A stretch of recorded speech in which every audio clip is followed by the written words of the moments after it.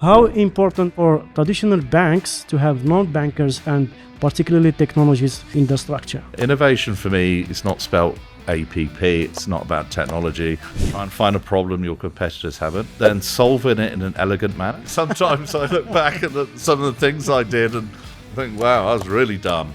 But incredibly brave. If I am an employee today, an executive, a manager, or whatever, in a bank, in a telco, in a retail, and I want to start a company, or where should I start from? Don't do it. Just do not do it. Don't digitize your bank, digitize your staff, and they will digitize your bank. You won't be going into an app and go, do this with my money. It will automatically be moving like water. Banks do only two things. They arbitrage time and they arbitrage trust. Hello everyone, and welcome back to another episode of the Human Orbit podcast. Joining me today is not a guest. He's a friend and a partner that I highly respect. I learned a lot from him and he impacted me heavily. He is Neal Cross, co-founder of Picture Wealth, also former Chief Innovation Officer of DBS Bank, and actually he's also acting as an advisor in my company, FinTech. Neal, before I start, I want to show you something. Okay, this is interesting. Thanks for the nice intro. He hadn't, he had a high school, this thing, he didn't even have an undergrad degree. He'd come from Microsoft, he was his own coder. He had a scruffy beard, wore Bermudas. I have met Neal, I know what you mean. You've met Neal.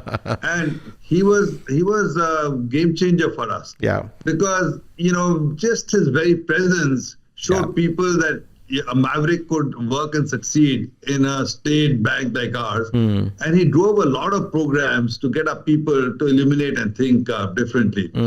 But the two main things I learned over time is one is adults learn by doing. So you have to create an environment where you can show them and teach them.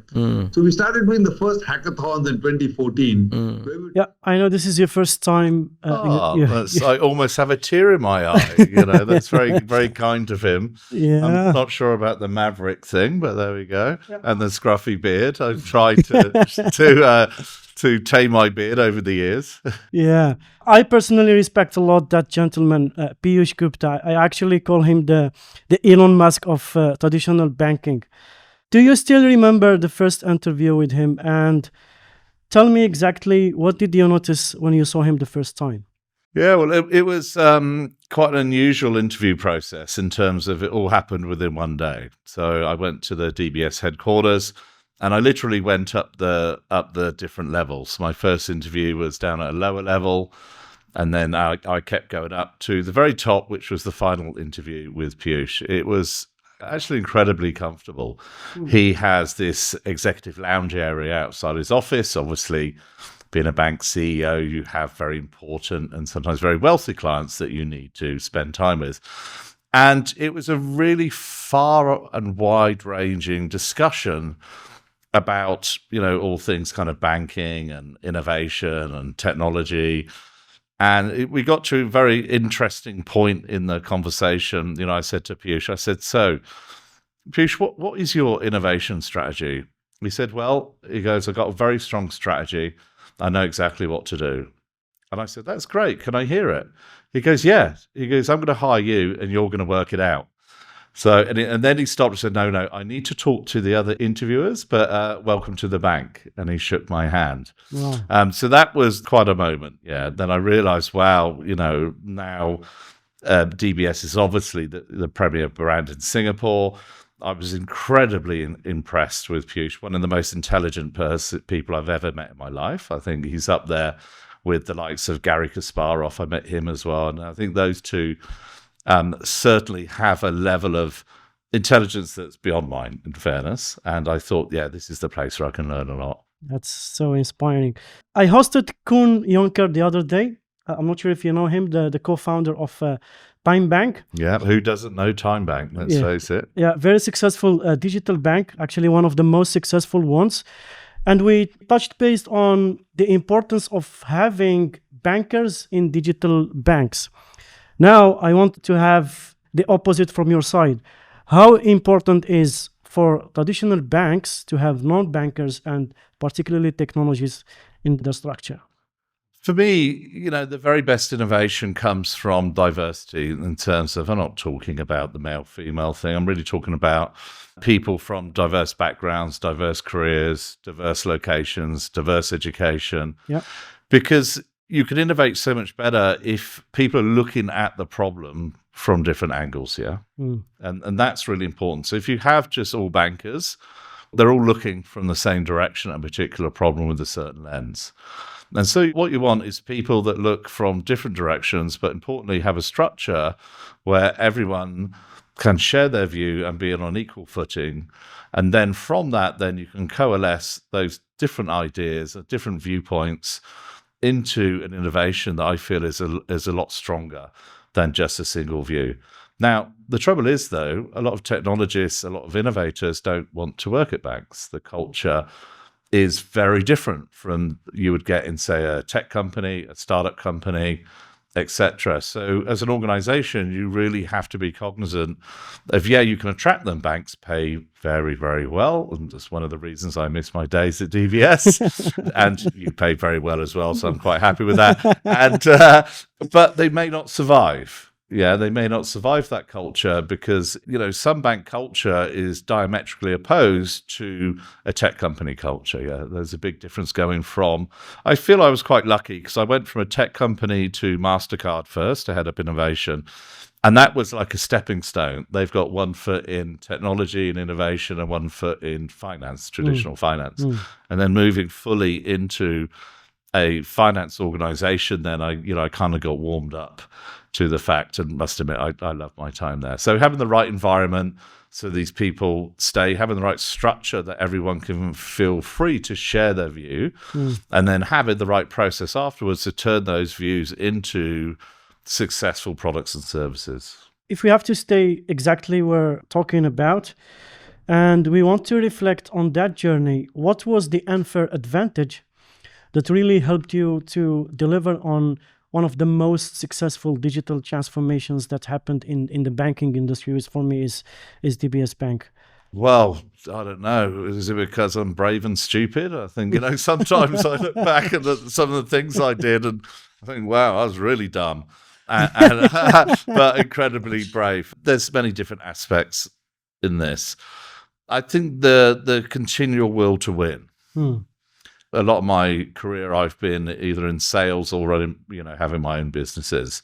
And so it really inculcates that mindset is I will always win. Yeah, I need to win. I'll get the end result no matter what it takes. Yeah. I also think what really helped was the sales background and the ability, because essentially sales isn't about product. Sales is about making friends really quickly who trust you. Yeah. And if you do that well, then, you get earn the right to work with those business divisions to help them innovate, I think. And, I'm quite friendly. I'm quite fun to work with. I tend not to have much of an ego.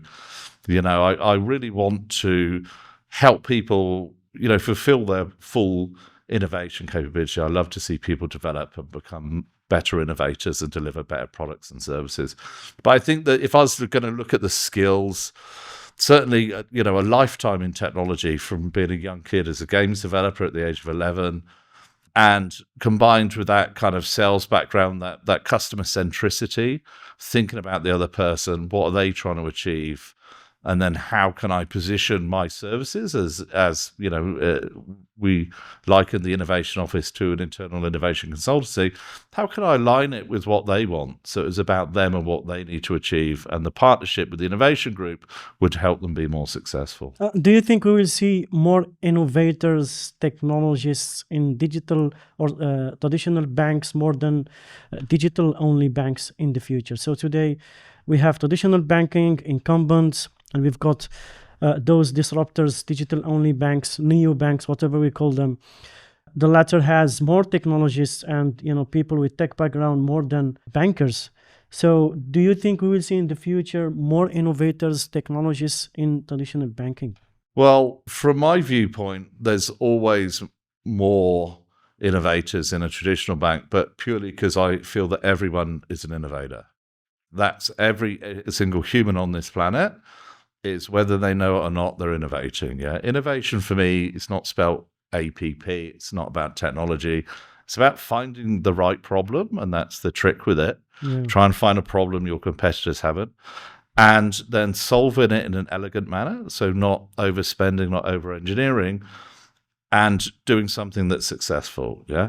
Now, most people in their daily work, they're always reading emails, analyzing data, dealing with problems, solving them, and having a level of success. So my thing is that how do we teach them how to recognize they're actually innovating in their day job, and then how do we teach them tools and processes that upgrade their level of innovation? But in terms of what is innovation, yeah, that's where it's one of those words that gets overused a lot. For me, it's a structured process where, as I said, you solve interesting problems and create successful solutions.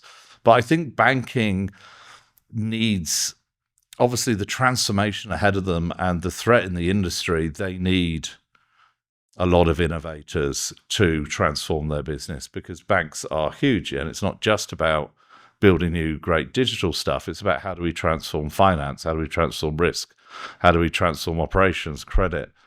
And so we need these people who have one leg in the banking industry and one leg in the innovation industry. Yeah. If you have to be very extreme on the status of banking, say 20 years from now, 30 years, what do you see that no one is seeing today? Well, if I knew that, then obviously I would be a billionaire. 20, 30 years is a long time. I mean, fairness, the way the world's going at the moment, when there may not be a 20 to 30 years, I don't know. Yeah, but let's assume that, money moves itself. Yeah, that we get back to, we're less about the product, more about the jobs to be done, or the things that humans need to achieve in their life. Yeah, I need to power my day-to-day living, so I need a spending instrument. Yeah, I need to protect the things and people I love. I need insurances. Yeah, I need if I had children, I'm sure they probably need education. People tell me, I'm not so sure. I'm not a parent, but they need education. I need to save for that. I need investments. And at some point you want to retire, so you need a pension. Now, those are the things which won't change. Maybe it will. We'll see if people have jobs in 20 to 30 years, but let's assume that they will. Those things still need to be achieved, yeah? Yeah. The methodology and the products and the tooling to achieve those things in your life will absolutely change in 20 to 30 years. It'll be obviously more seamless. Things will move around on their own. The rails, the kind of currencies, the investment products will fundamentally change. AI will obviously be at the forefront of that, being your financial coach, if you will, whether you take that advice or not.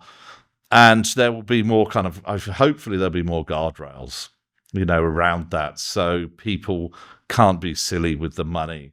But essentially it will be money be working on your behalf. So I feel you won't be going into an app and go, do this with my money. It will automatically be moving like water between, different kind of ways to get yield if you're saving or investment, or different ways to pick up debt if you're getting lending and, for mortgages and things like that. So we will have AI agents, let's say a lending AI agent, an insurance AI agent, an investment AI agent, and so on. I think agents are dead. I think it's a moment in time that we have the concept of agents. It maximum will last 10 years. Yeah, something will be beyond that. Agents just seem very fragmented and old world, in fairness, blunt tools. I think there'll be more kind of symbiotic intelligence that will move things around. Yeah, there won't be a concept of an agent that does this, that talks to an agent that does this. It will be more, I think, natural in how these kind of intelligences work together, if we're talking 20 to 30 years, yeah. Interesting. So 2018, you left DBS Bank. That's right, yeah. And you started the FinTech, Picture Wealth, in Australia. So to my knowledge, you are managing almost $9 billion as of today. That's right, yes. Yeah. It's quite something now. It's a mid-sized company. Do you think that your exposure in DBS Bank somehow helped you to be successful in founding that FinTech? I think every single thing I've done in my life has helped me be successful in whatever I've achieved. Because, as Piyush said, I left high school, yeah? I left, I have like mediocre qualifications. You know, this is the most thing I appreciate about you. That's actually forget DBS, forget everything that we have done together. This is what we can do. Whatever. Education can be a bad thing. Let's get this right. Yeah. If you're kind of driven to think in a certain way, I have a natural competitive advantage because I haven't been trained to think in a particular way. Yeah. So maybe my brain's a bit more like my beard, a bit more wild than the average corporate brain. But I really don't see that as an issue. And as Piyush said, it's learning by doing. So everything I've learned, I've tend to, because in fairness, because you make mistakes, you try stuff, you get it wrong, you try again, you learn, and you actually truly learn. Rather than being told texts, from textbook and learning kind of structures. Doesn't mean you don't learn structures, but I rely on the fact of my own knowledge and something I've tried to at least get an understanding of the mechanics of a certain subject.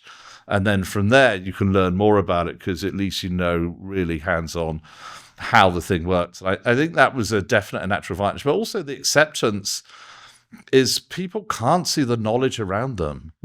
It's everywhere.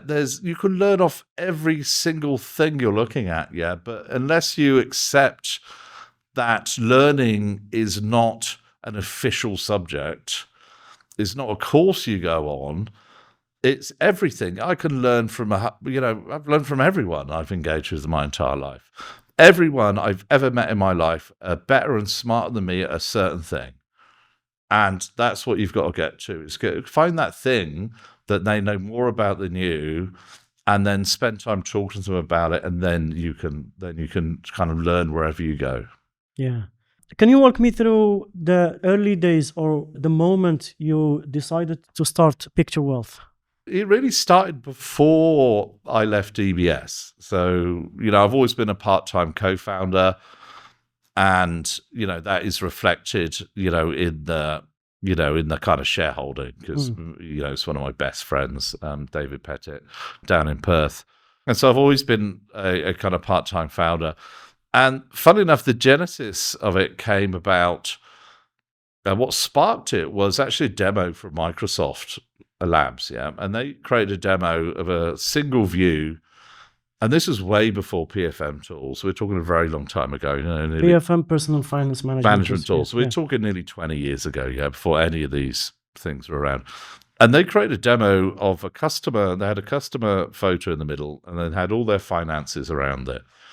And I'd met David, and I did a talk at a conference, and David was in the audience, and he was running a wealth business, his own wealth business.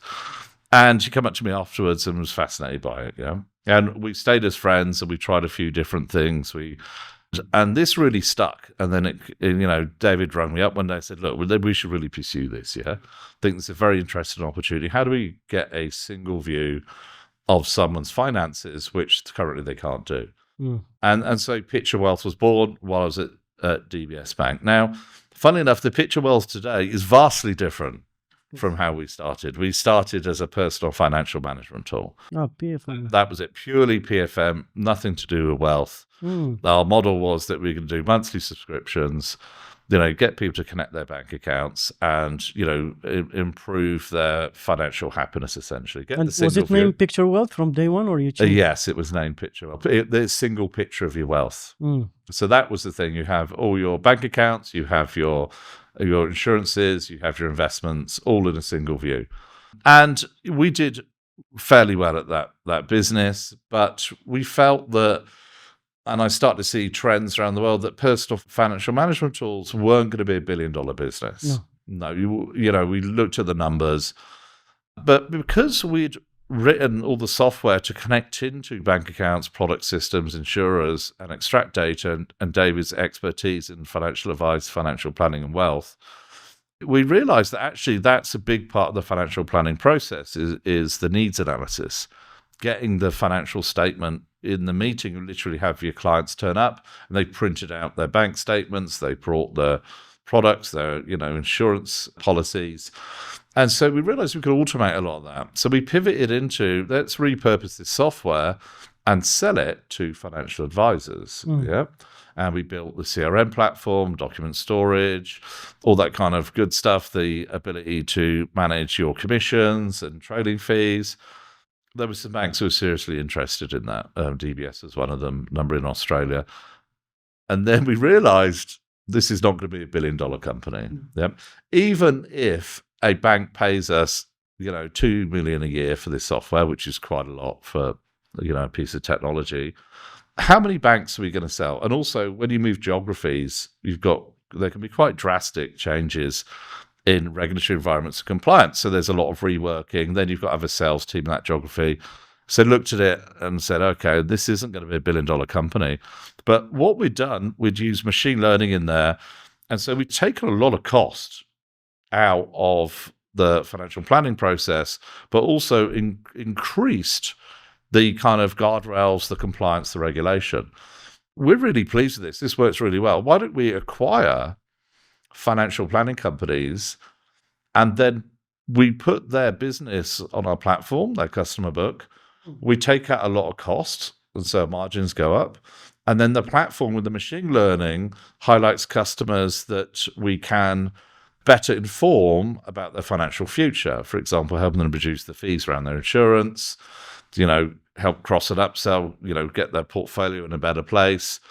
And so that's where the true picture wealth then started, which was probably, about 6-7 years ago, we made that decision. And since then, we kind of found our product market fit, if you will.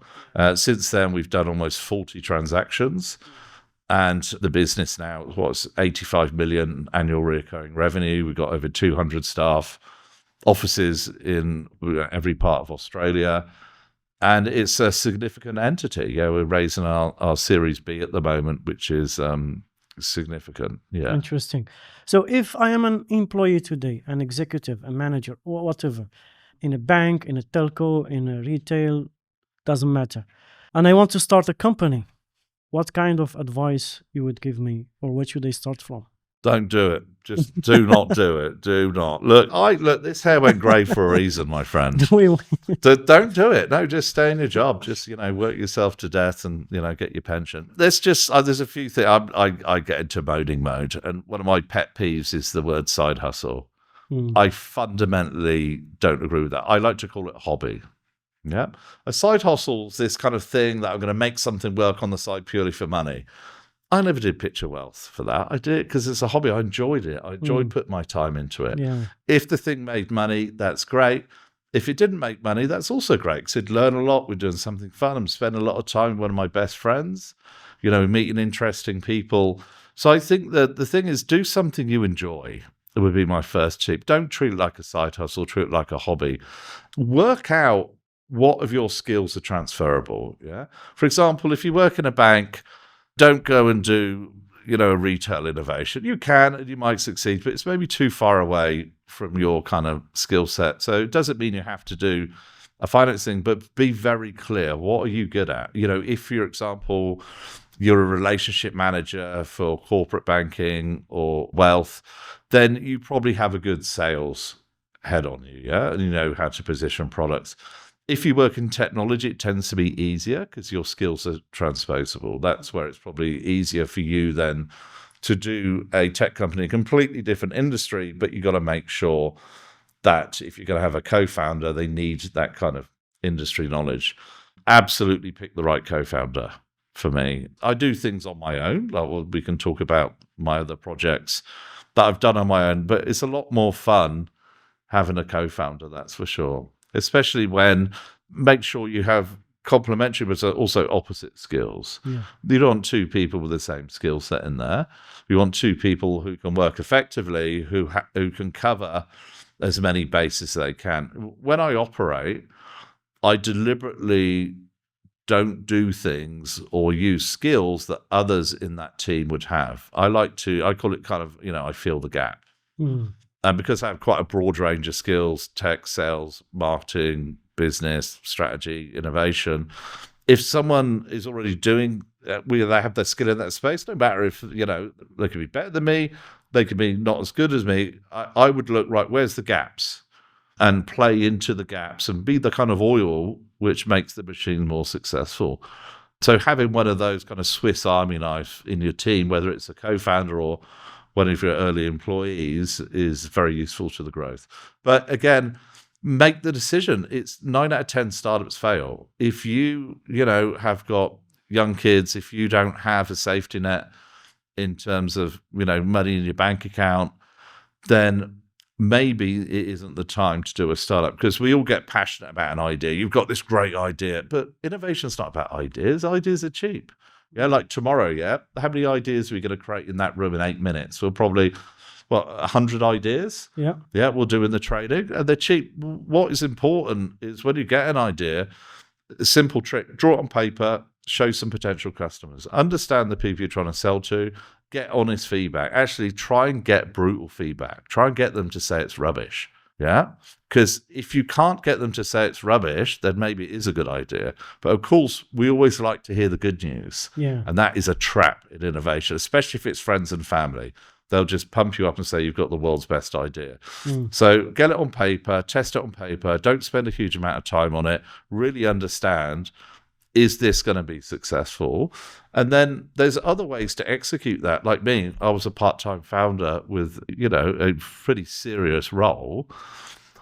David obviously gave up his role and took this on full-time. Be fair in how you split the shares on that. And you can operate like that as well. It's not all billion-dollar companies. Very few companies end up even surviving, let alone billion-dollar valuations. I've met a lot of founders. I've met founders who've literally sold 3 companies, and they've made less money than me by sitting and working in a bank or a tech company. Of course. And actually, I always say your co-founder is like your wife.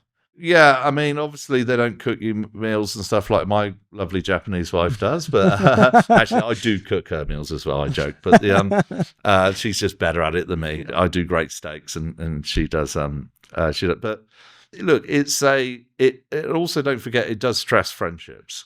And so I wouldn't recommend going into business with family, talking about wives and partners. I feel that would be too difficult. I've always worked with people I like. Of course, yeah. You have to like people, a person, to have them in your team. Yeah, you have to like someone who works for you. I find. I mean, I pretty much like everyone, so it's not hard. But certainly the co-founder piece. But just be very thoughtful, because you only have so much time. And the thing with startups is it's much harder to quit a startup than it is a job. Yeah. You've got employees, you've got bills to pay. Yeah.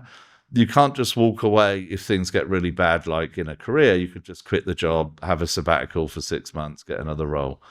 It doesn't quite work like that. But interesting now, the vibe coding, tools that we've got, Replit, Lovable, whatever you call them now, it is making the thing much easier, to build something, test it and see what you can do with it, and if the customer really want that. The other question is also, you might need funding. Funding is a big part of that, and I see a lot of founders go to raise funding. Can you talk to me about when we should go for fundraising or we bootstrap? Yeah, I mean, there's pluses and minuses of each strategy. It really depends who've you got on the share register. So do you have enough technical talent who are basically working at a low cost and for equity? Yeah. If you have that tech, because your biggest spend initially is going to be building the technology. I mean, certainly with vibe coding, it's made that a bit easier, but would you launch these in production for a real finance product? Probably not. Yeah, not today anyway. Maybe, in 5-10 years' time, certainly. But what funding does, it enables you to grow that much quicker. Yeah. Now you do, over that period, you get diluted, because obviously you're bringing in new shareholders. But I prefer the funding route because you can put in big bits of your business much quicker. Yeah, you can hire the dev team. Yeah, you can do a big marketing campaign. That you can open a new office somewhere. And so rather than the kind of growth of bootstrapping, I mean, it does depend, what you've done. Some things just go viral. but you tend to need a lot of money in marketing, a lot of money in tech. So if you're bootstrapping, your growth is quite slow. Now, if you've got a lot of compete in that market, or the market's changing rapidly at the moment, like AI is changing every market, you need to move quickly. And to do that, you need to raise money and raise money quickly. But then it is a lot of work, yeah? It's a huge amount of work. You can spend more time raising funds than you do running the business. So again, you're taking your eye off your business, you're spending time on the fundraise. So you were talking about sales, something, that I'm, very passionate about, and it's the core of myself.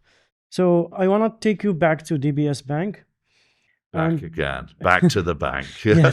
I have done other things in my life. I was good. We talked about picture wealth. We're talking about sales here. Yeah. So can you tell me how your sales skills helped you to drive the transformation of DBS Bank, from a perspective of selling the vision, selling the change, selling the uncertainty? You were selling uncertainty. So how sales helped you in doing that? Yeah, so, essentially sales is convincing someone to take action.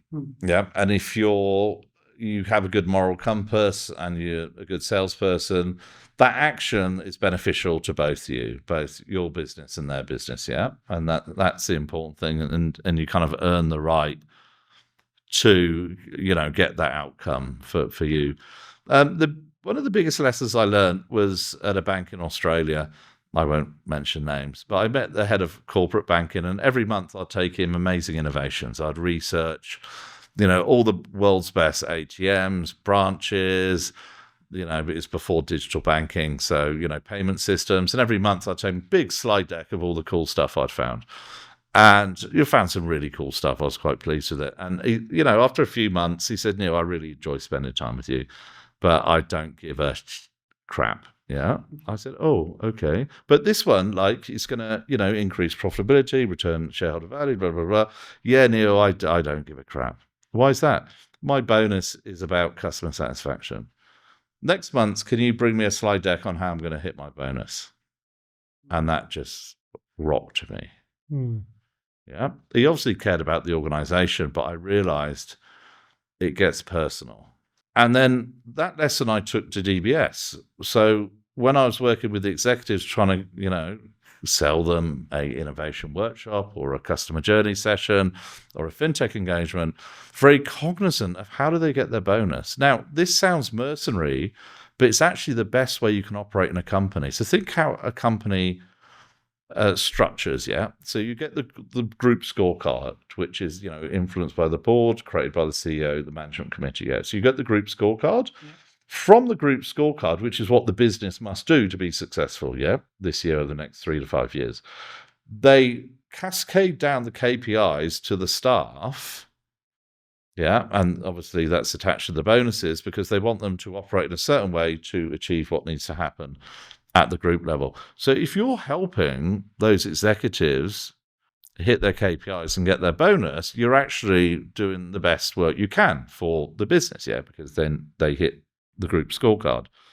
And so it's very personal because I feel innovators fail a lot because they get very excited about a piece of technology or a solution and then they go to the business and go, look at this amazing thing like I did, at this bank in Australia.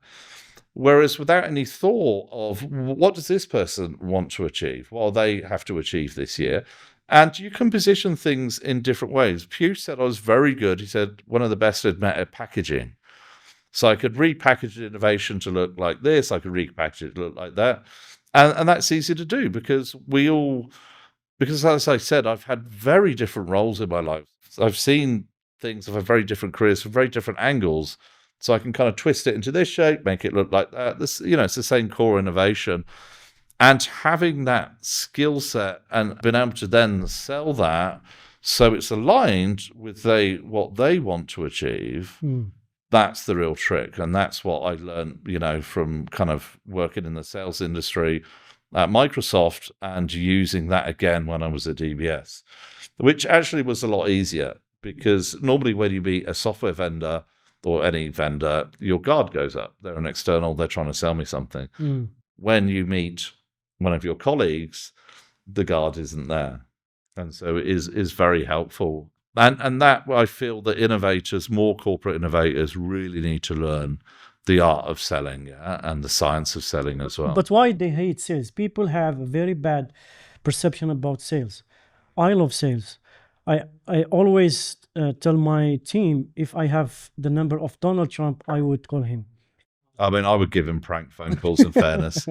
He's not my favorite person.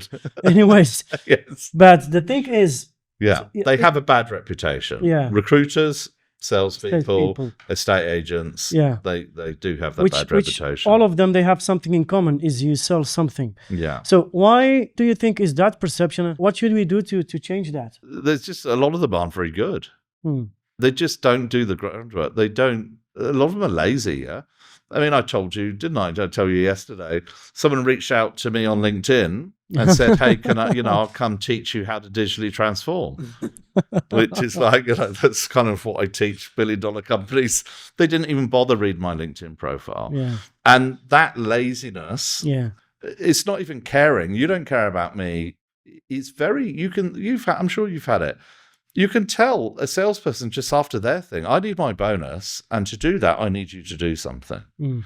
Whereas really good salespeople research you, understand a bit more about you as a person, read your company reports, work out the direction you're going in, and actually put some effort in. Don't be lazy. It's really, I'm more of I suppose I play a lot of computer games, yeah?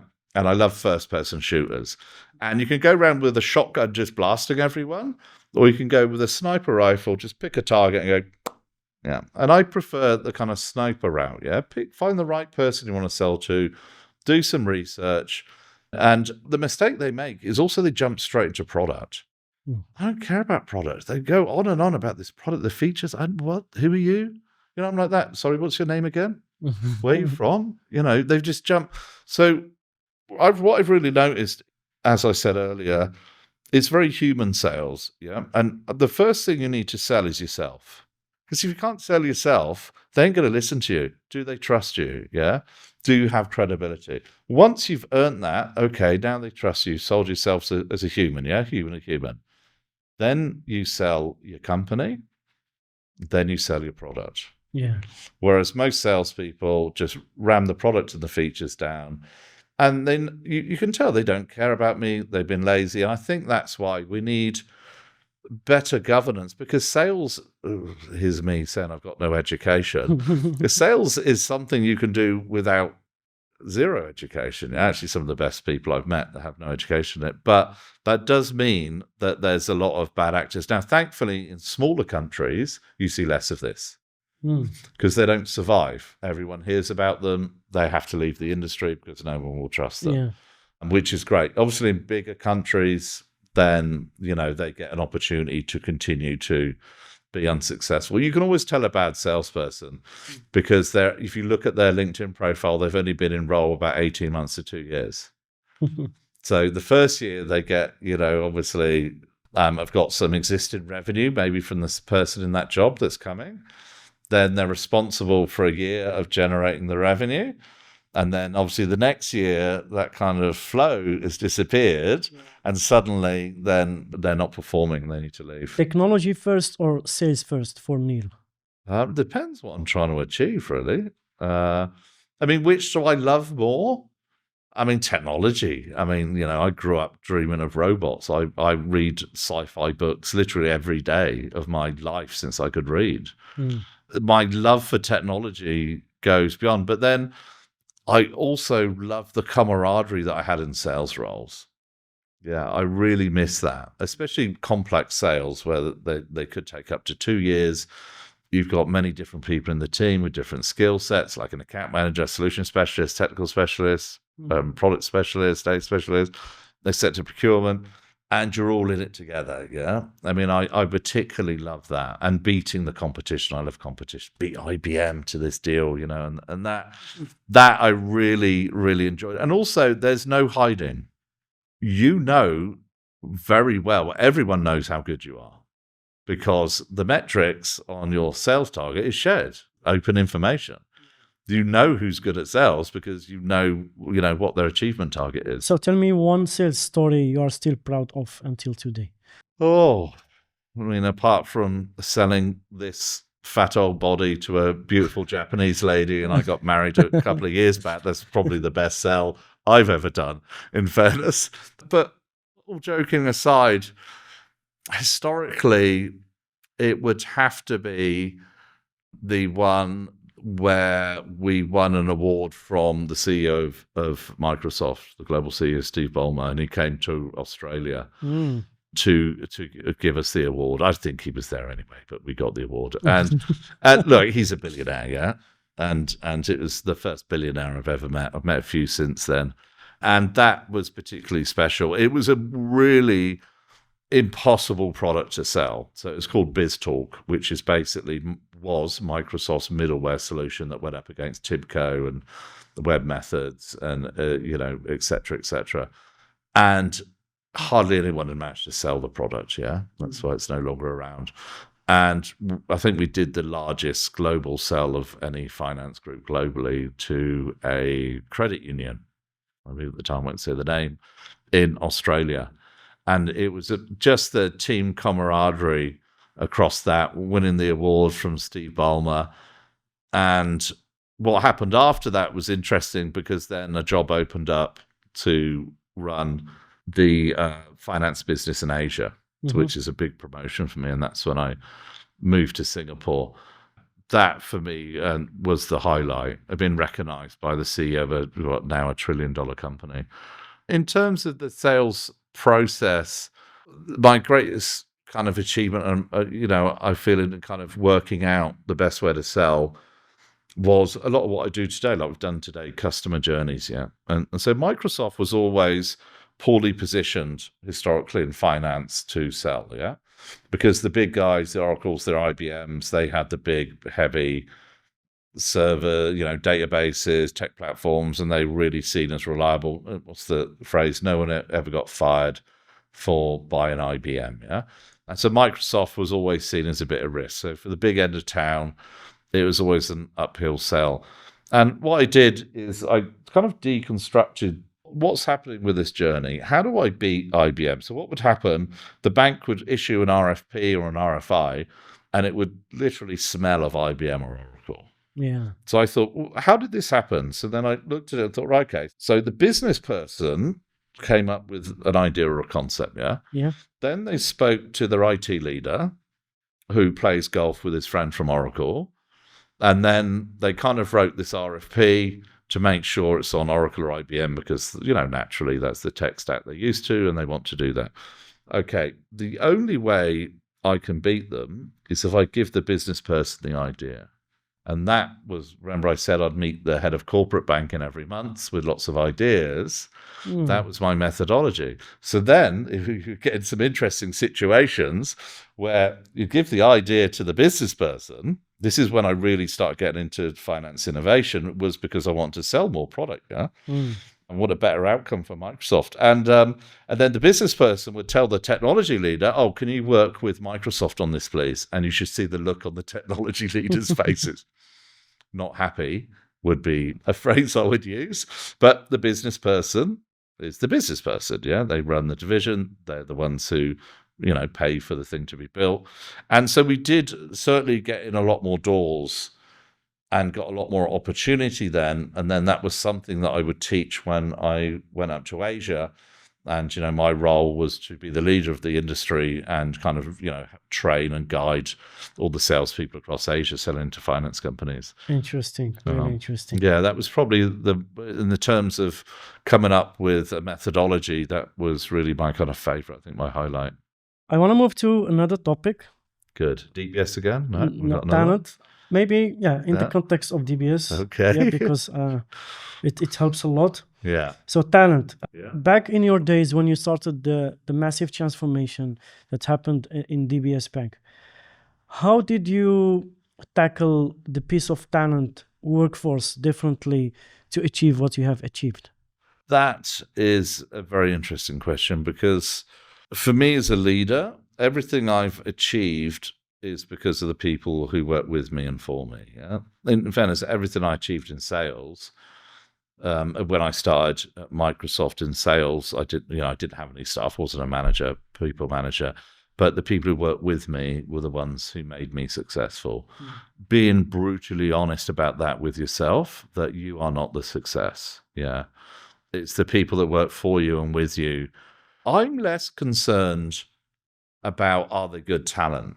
I feel I can shape people and inspire people into doing the amazing. So I'm less worried, like, have they got degrees? Have they got a lot of experience? I feel I'm quite a good kind of educator. Well, that's what we're doing now, yeah, with my career, a large part of that. And so I worry less about that. What I really want is people who are tenacious and people who care, truly care about the thing they're doing. Yeah. I want people who care about the quality. I want people who really care about the outcome. One of the workshops I'd run, they'd sit down and just go through it, right, and be honest, right, what didn't work. And that, who realizes that there's always a way to do something better. Yeah. No matter how good you are, just review it, be brutally honest, find, even if they're tiny improvements, but really care about the quality of the work they do. And, when I think about hiring, I came up with this thing called a hiring triangle. So I do things in threes, I think because my memory's not particularly good. So I can only remember 3 things at once. So I literally draw a triangle, yeah, and I go, right, what 3 skills do I need? So, for example, a sales role. So I need someone who can sell. And it's a technical sales role, so I need someone who has a technical ability. And we're doing banking, so I need someone with finance knowledge. And then I look at that triangle and I color in how much of that they need. Now, the trick with it is I can teach someone how to sell. I can teach someone about finance. Technology is hard to, if someone's not a technologist, it's really hard. So then you think, right, I need someone who's a bit heavier on the technology. I prefer someone who's mid-level at sales, and industry exposure would be useful.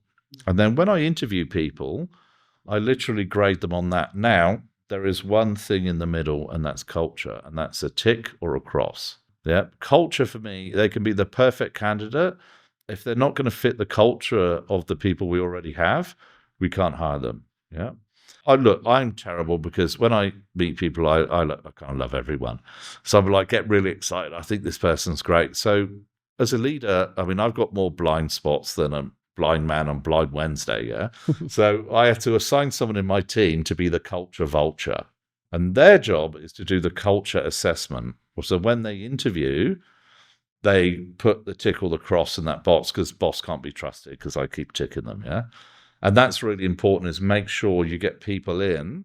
They don't have to be the perfect candidate because, but they have to have the right culture that they're going to work with anyone else that's in the team. How about existing teams, workforce? So if I put myself in the position of a head of L&D, chief HR officer, 5,000 plus company, and we are going through a massive digital transformation, what advice you would give me, or how would you structure a 90-day plan of transformation?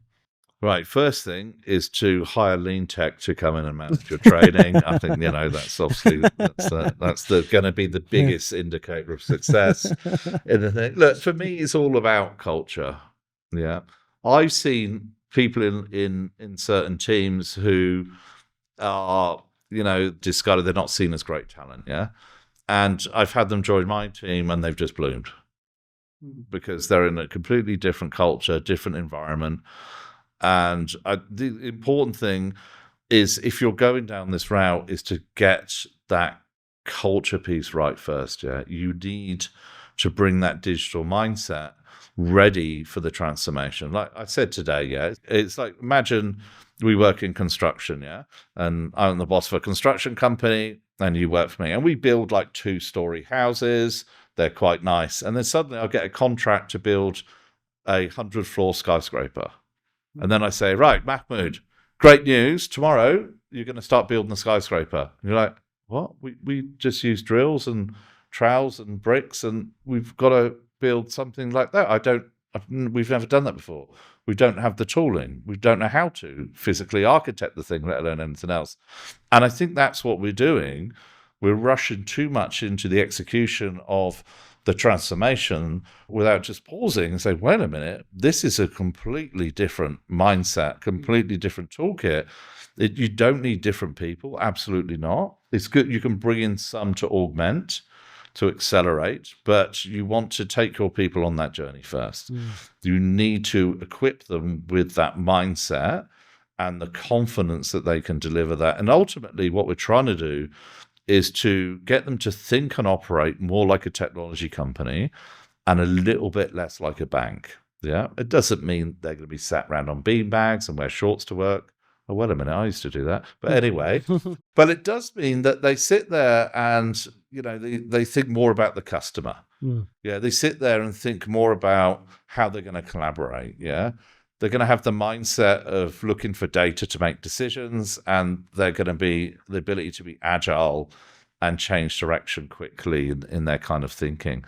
That, for me, is the key, because then once they're ready, then you can think about how you're going to get these people to digitize. You know, I've got a saying which says, don't digitize your bank, digitize your staff, and they will digitize your bank. And so don't rush into it without having that preparedness. And ultimately, you want them fundamentally working in a different way. Yeah. And I'm not just talking about project management going from waterfall to agile. I'm talking about, you know, like we were doing today, which is, hey, we're going to look at this employee journey or customer journey, and we want everyone who touches that journey in a room working together, innovating to improve it or digitize that journey. Yeah. So if it's, for example, a mortgage, you get someone from the branch. You never normally get someone from a branch in there. You get someone from the lending team. You'd get someone from operations, someone from tech, someone from risk, someone from compliance, maybe someone from legal. And get them all to map out the journey, get them to feel they are the change. A lot of companies have a separate team that come in and tell that team, you need to change, you need to do this. Well, of course, there's going to be resistance. You know? So if you have to add AI to it, Gen AI in particular, how would you tackle this, or how do you see the disruption that is coming from this world of Gen AI? Well, Gen AI and obviously, you know, advanced machine learning as well. Let's not forget that most projects are still, well, and always will be, more in the kind of traditional AI than generative AI. Go back to basics. Yeah, people think that AI can solve any problem. Yeah, but the thing is, AI is spelled DATA. AI for me, and I know it's really controversial, people say it's wrong, it's just a data tool. That's it. It's just a data tool. You put data in, you get some outcomes. It's like really advanced Excel. Now, I know it's a lot more complex. It can chat and do it, but think about it. It's just data. It's just rearranging data into different patterns and give it insight, yeah? Some of those patterns of voice, some images. It's just a data tool. So my point is, AI is not important. Data is. So the first thing I would do a journey and understand what problem you're solving. And you'd map out the employee journey or the customer journey. You would look for areas with a lot of friction, where there's a lot of customer complaints, or there's a lot of cost, or there's a lot of repetition, or there's a lot of staff involved. Then you would look at that area and say, right, how do I improve this? Yeah. And that may well be things like AI, it may not be AI. It might just be a process change, might just be a coding change. But in today's world, obviously, that could certainly be AI, yeah? And so you understand up front, how are we going to improve the process? What's going to be the outcome? And then you look at what data do I need to power that? AI can only make decisions based on the data you give it, yeah? And so you need fresh data. You know, I say that AI is the car and data is the fuel. If you put dirty fuel in that car, it's not going to work too well. If you put no fuel in that car, it's not going to work well. If you put different fuels, you mix diesel and, you know, gasoline, it's not going to work out well. Yeah. And so I would go back to the basics. Yeah. What problem are you solving? What is the processes and the people involved in that? What is the data that's used to power that? and then look at AI and how the AI intervention. This is why McKinsey said 85% of generative AI projects fail, because people just throw Gen AI at something without understanding the core problem you're solving, which is data. Yeah, well, which could be data, could be process, and is AI the most suitable tool for that? And if it is, do it in a way where it's very clear that it's going to add benefit and return. Otherwise, don't do it. Yeah. Last question on the talent piece. Tell me one skill that every person on earth should have, whatever the seniority, whatever the industry. Only one skill. Like humor. Yeah. Well, just have a healthy sense of how ridiculous life is. It's absolutely ridiculous, this concept of life. Yeah. And to have that kind of smile on the inside, like, this is quite silly, that we're upright apes, driving in metal boxes and playing with invisible things to do with data and technology. It's just madness, because things get really stressful and things get really hard, as you go through transformation. And if you've got that kind of humor, that sense of this is all a little bit silly, in fairness, in the grand scheme of the universe, it does help you get through. And if you can be a leader which transfers that to your team, then obviously it takes a lot of fear out of the transformation, which is important, And people also enjoy the work they do a bit more. I'm a big believer, actually, that we will see digital-only banks by geographic locations. Neobank in the Americas, Tyme Bank in Africa, in emerging markets, Revolut in Europe, and so on. But also we will still have the incumbents, JP Morgan, DBS, and so on. That's right. Do you think we will see a day where those digital-only banks are head-to-head with those incumbents like JP Morgan and DBS Bank? It really depends in what... By the way, today Revolut announced 75 billion market cap. In market cap, which, is great. It's like 1% of, a tech company. Look, these banks don't want to address unprofitable parts of the business. Now, as a bank, you have to be full service. So think around all the really complex stuff that they do that actually doesn't make them much money. Banks do have a kind of civic duty to serve unprofitable customers and do things which cost money. Older people want to go to branches. They don't want digital yet. Banks don't switch them off. They have to do that. Some of the really complex piece in institutional banking and lending, fintechs don't want to do that stuff, That is really, really complex. It can be quite people heavy.